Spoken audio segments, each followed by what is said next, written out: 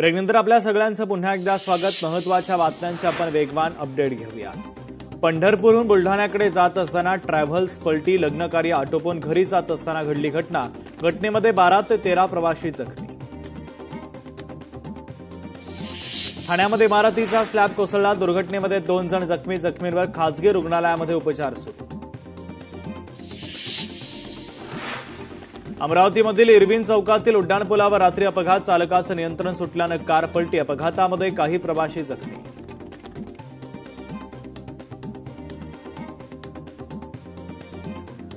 एक महत्वाची बातमी समोर येते। रायगडमधील कुंडलिका नदीनं धोक्याची पातळी ओलांडलेली आहे, तर पुलावर पाणी आल्यानं वाहतूक बंद करण्यात आली।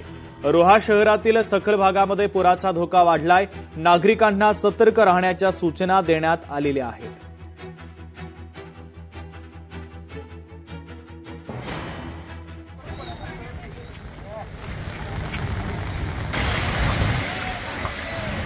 नागपूरमध्ये विडी घरकुल परिसरातील घरफोडीचे 2 गुन्हे उघड, 35 गुन्ह्यातील सराईत आरोपी जेरबंद। बीडच्या अंबाजोगाईमध्ये एटीएम फोडून चोरीचा प्रयत्न, थरारक सीसीटीव्ही आला समोर। अंबाजोगाई शहर पोलीस ठाण्यामध्ये गुन्हा दाखल।